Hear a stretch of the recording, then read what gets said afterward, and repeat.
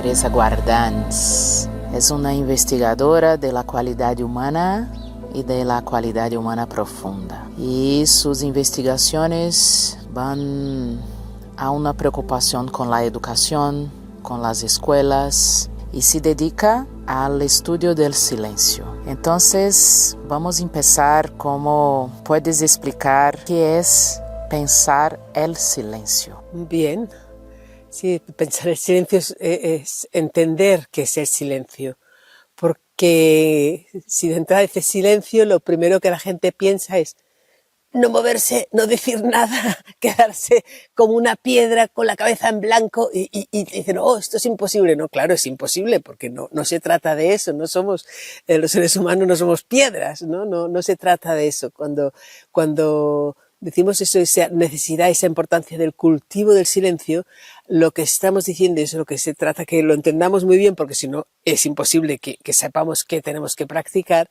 es que todas nuestras capacidades, nuestra mente, nuestro sentir, nuestra capacidad de actuar, todo ese ser humano que somos, no esté siempre lleno de ruido, preocupado por sus expectativas, sus miedos, sus recuerdos, todo, que eso es importante que de alguna manera esté, pero en un rinconcito actuando, nuevamente todo eso lo tenemos que llena todo nuestro espacio interior y nos está impidiendo atender a la realidad presente que somos y que hay, nos está impidiendo estar en actitud de escucha, de recepción, de comunión, de gratitud, de aceptación, todo eso que se abre, todas esas posibilidades que se abren cuando realmente estamos totalmente abiertos al presente. Si lo tengo que resumir de alguna manera, para mí, cultivar el silencio es como si, por decirlo así, si yo quiero poder escuchar lo que está sucediendo, poder saber lo que está sucediendo, tengo que dejar de hablar por un rato. Dice, dejar de hablar por un rato, pero no para quedarme muda, sino como actitud de la persona que quiere poder escuchar. Entonces es más, cultivar el aprender a escuchar que empeñarse en callar. Callo para poder escuchar, pero mi objetivo no es estar muda, mi objetivo es escuchar. Entonces, si tenemos esto claro, vamos viendo qué quiere decir con el corazón escuchar, qué quiere decir con la mente escuchar, qué quiere decir con la actitud de mi vida, estar a la escucha, en atención plena a todo, tal. Entonces, condición para eso es un callar, pero ahí está.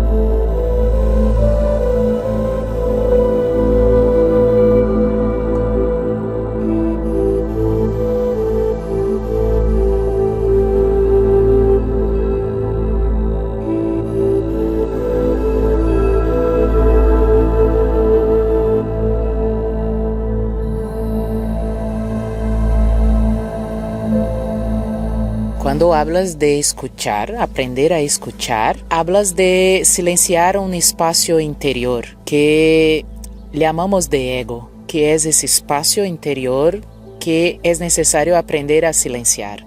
Aprender a silenciar, que no quiere decir matar. Cuando oigo matar al ego, digo, no, espera, no estamos entendiendo. Si matar al ego es una absurdidad, porque ese ego es importante, Y para explicarlo de alguna manera así también breve, solo que pensemos en que si un bebé, un niño, una niña cuando nacen, lo dejáramos suelto por ahí, igual se ocuparía un perro de ocuparse de él, pero no sería un ser humano. No nacemos humanos. Un perrito, una abeja, una mariposa, nace mariposa y nace perro y nace abeja y aprenden, pero el ser humano nace totalmente sin saber, sin entender, sin comprender absolutamente nada. Absolutamente nada. Y si ese ser humano pequeñito recién nacido vive entre lobos, hará de lobo. Y si vive en Alaska, vivirá de una manera y su mentalidad será, verá el mundo de una manera. Y si vive en América Latina, será de otra manera. O sea, el ser humano no nace humano, nace preparado para ser humano. Es una vida a punto de desplegarse totalmente a punto para aprender a ser un ser con cualidad humana en relación con otros humanos. ¿Y eso qué quiere decir? que desde muy pequeños empezamos a recibir palabras, las asociamos con las experiencias y poco a poco en nosotros se va desarrollando una estructura que nos permite interpretar la realidad en la que vivimos, la vamos conceptualizando, vamos viendo el mundo a través de esa vidriera cargada de la cultura de nuestro entorno, cargada de nuestra experiencia personal y en función de nuestras necesidades, deseos, expectativas, buenas y malas experiencias que nos hacen desear o tener miedo, tal. Toda esa interficie que es el ego y la gestiona el ego, el yo, la estructura psicológica personal, llamémoslo como llamemos, es una absoluta necesidad, porque si no seríamos un ser sin forma, sin estructura. El único error en el que caemos es que lo dejamos a su bola, dejamos que vaya solo. Y si va solo, ese ego, sin una educación, sin nuestra propia gestión, es como una bola que pones en una subida y la tendencia es coger cada vez más velocidad de caída. Y ya está, ¿no? Y en esa velocidad de caída, el ego es yo, cada vez, o sea, no tiene freno. Su función es darme a mí de comer y defenderme. Pero tengo que equilibrarlo desarrollando culturalmente, socialmente, la otra parte de mis capacidades. Mis capacidades son como un continuo, desde el egoísmo más extremo al amor más extremo, que es la profunda comunión con todo. Eso es cualquiera de nuestras capacidades pueden vivir en ese vano. Si yo las dejo totalmente en manos del ego, solo se va desarrollando como un automatismo sin freno, el egoísmo más extremo, más hasta, o sea, pues sería capaz de matar, sería capaz de lo que quieras, sin ningún límite, porque el yo te va como ofuscando, solo viéndote a ti y a ti y a ti. La gracia de los seres humanos, las sociedades humanas, que funciona bien su cultivo de la cualidad humana de una manera comunitaria y tal, es que a la vez que aprendemos a que el ego tiene su papel, vamos aprendiendo ese aspecto de atender a los demás, estar al tanto uno de los otros, aprender a atender a la realidad, abrirnos a ella. Eso es ir desarrollando nuestra capacidad honda, gratuita, pacífica, sabia, sabiduría, etcétera, etcétera, etcétera. Pero no soy dos personas. Mi corazón es uno. Puede estar totalmente cerrado al mundo o puede estar infinitamente abierto a la realidad. Y entonces, en ese corazón infinitamente abierto a la realidad, en profunda comunión con todo, no es mi yo el que está gestionando. Es el misterio de la vida sin obstáculo el que está ahí viviendo. Por tanto, ese desarrollo del ego, esa gestión del ego, que es el silencio, ese espacio interior que has silenciado, ¿qué es lo que estás intentando o procurando? Es que mi yo, mi ego, que es necesario, que tiene esa función de la vida de situarme donde esté, no me haga confundir pensando que mis necesidades, mis recuerdos y mis expectativas es todo lo que hay. No. Que haga su función porque tengo que poder sobrevivir ahí, pero que no sea obstáculo para que el misterio absoluto de la existencia, que también soy, sea el que realmente tome las riendas de mi vida. Entonces yo pueda estar viviendo, amando, escuchando, relacionándome con todas mis capacidades, no así, sino así, ¿no? Ya, ¿no? Ese es el ejercicio, yo diría no el trabajo, es un entreno, es un ejercicio, es un modo de vivir. Es un modo de vivir, no es una práctica de 2 minutos. Hay momentos que tenemos que ir practicando, pero para lograr un modo de vivir que no sea en una jaula, que sea ese ser que somos, dejarle desplegarse de verdad en su profunda gratuidad, bondad, ternura hacia todo, que es lo que realmente nos habita y somos cuando no hay un ego que está obstaculizando totalmente esa fuente de sabiduría que surge en todo, en todos, pero también en mí.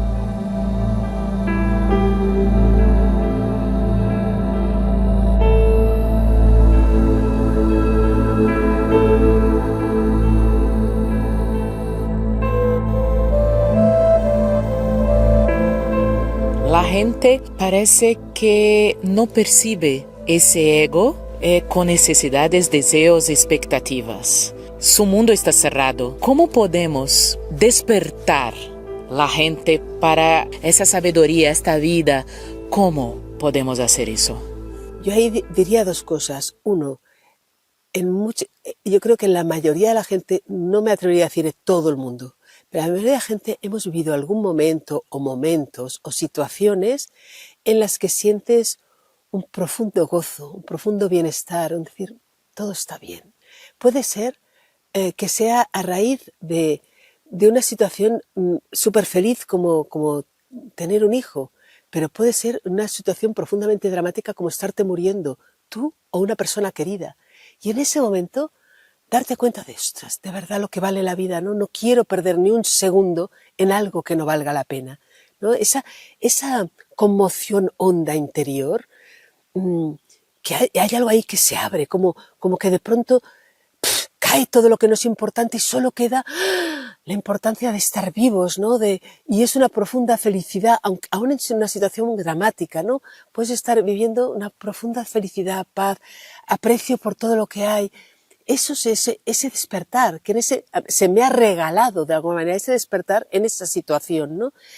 Pero muchas veces veo, y lo digo por mí, lo digo por otra gente, ¿no? Entonces, lo tomas como normal y pasas rápido y al cabo de 2 días ya te has olvidado, ¿no? Ya la vida sigue. Entonces, no. ¿Cómo podemos hacer para despertar? Lo primero, darnos cuenta que esa situación sería nuestra vida normal. Eso es vivir. Eso sería lo normal. Lo que es la posibilidad real de vivir nuestra es vivir en esa condición de puede ser mi último día de vida. Y realmente que todo lo que no sea esa convicción no tiene ninguna importancia. Estoy aquí, a este cielo, mañana no sé si voy a verlo, ¿no? Saborear cada momento, estar. Entonces, la persona que tengo delante, todo es pura maravilla. Estoy a punto de servirlo todo. ¿Qué más me da? Si podré dentro de un año hacer no sé qué. Da igual, ya veremos, ¿no? Y normalmente estamos pensando en lo que nos pasó hace un año o lo que viviremos dentro de un año, obstaculizándonos eso, ¿no? Y entonces yo diría, ¿cómo podemos hacer? Si nos ha venido eso en gracia o nos viene en algún momento, por favor, aprovechémoslo, saboreémosle, damos la importancia que tiene. Hay una autora que me gusta mucho, Geneviève Lanfranchi, que dice, son los momentos conductores. Recordemos esos momentos, no para reproducirlos ansiosamente, no, para recordar que eso es nuestra condición de vida, que es ahí donde quiero vivir, ¿no? Y eso, que sea el faro que me guía. Estoy en ese momento viviendo esa intensidad de amor por todo que viví en ese momento en que yo supe que estaba muriendo, ¿no? Pues intento hacer algo con mi vida para poder vivir en esa situación, ¿no? Y la otra es, si me ha pasado, aprovecharlo. Si no recuerdo que me haya pasado, entonces están esos textos, esos relatos que me resuenan, que noto, ostras, me están hablando de algo que realmente me interesa, me gusta. Y entonces ir como probando, noto que tiene valor, ir ensayando cómo ir haciendo eso. Con personas adultas es difícil convencerles, ponte a ejercitar tal si tú no les estás diciendo o no notan para qué sirve, ¿no? Entonces, hemos de ver de qué manera podemos convencerles, ¿no? Con niños y niñas es muy sencillo. No preguntan tanto, les pones a jugar, les pones a atender a las cosas, que haya momentos que no estén persiguiendo nada, que estén disfrutando y les haces notar, ¿verdad que estás bien? ¿Verdad que estamos bien? Como ir dando valor en nuestras vidas desde pequeños a ese aspecto gratuito, lúdico, amante de la realidad que somos, que de pequeños está ahí, absolutamente virgen, dispuesta a desplegarse y que muy pronto desde pequeños las obligaciones, las moralidades y tal nos van encerrando en unos objetivos, ahogando la música que llevamos dentro todos. Eso es así, es así.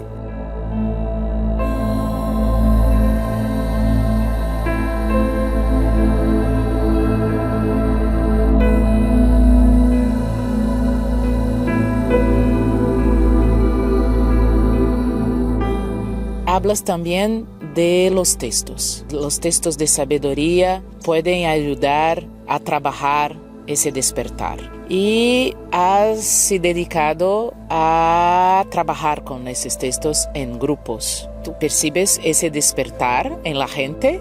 ¿Es posible? ¿Es real? Sí, o sea, es real ir cambiando de actitud en la vida. Que lleguemos a 3, a 5 o a 20, da igual.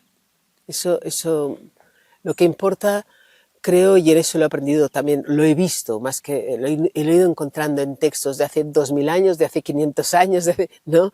Esa insistencia en que cada momento tenemos la fuerza del paso que podemos dar en ese momento. Y lo importante es ese intento real, auténtico, con todo lo que soy, a cada momento. Ir como cultivando un cambio de actitud de la vida, sabiendo, como siendo consciente de que solo estoy viviendo en una longitud de onda o en una dinámica que me aporta algo, pero me está encerrando ahí, y ir sabiendo, ir intentando notar, ¿no?, cómo en otras actitudes y otra manera de escuchar, de respirar, de atender, hay algo ahí que se va abriendo. Solo ese intento de cambio de actitud en pequeños momentos y cada vez que vaya invadiendo más tu vida, uno nota que gana, que ahí se está ganando en calidad de vida, para uno mismo y para los que nos rodean. Eso también yo creo que es muy básico, que nos demos cuenta que esa práctica la hacemos para nuestra propia vida, pero no solo y no principalmente. Para cualquiera que nos rodea gana con nuestro cambio de actitud radicalmente, ¿no? Y eso en los grupos, como si yo no te diré, sí que ha habido momentos que notas perfectamente que hay una eureka en alguien, ¿no? Que después de un rato de silencio, después de una práctica, después de una lectura, de pronto le ves que ¡flash! Algo ahí se ha abierto, ¿no? Y eso es magnífico, y cuando uno lo vive es magnífico, pero no vas buscando a ver el flash, vas buscando como vivir lo más auténticamente posible que puedes, ¿no? Y quizá pasarás tiempo en que no haya un flash, pero en cambio yo sé que noto mucho la diferencia con si no estoy haciendo nada. Si no estoy haciendo nada, el ego, la fuerza, más que el ego, la fuerza egoísta del ego, tiene un poder inmenso, ¿no? Que si no le voy poniendo ni freno ni nada, me invade y acabo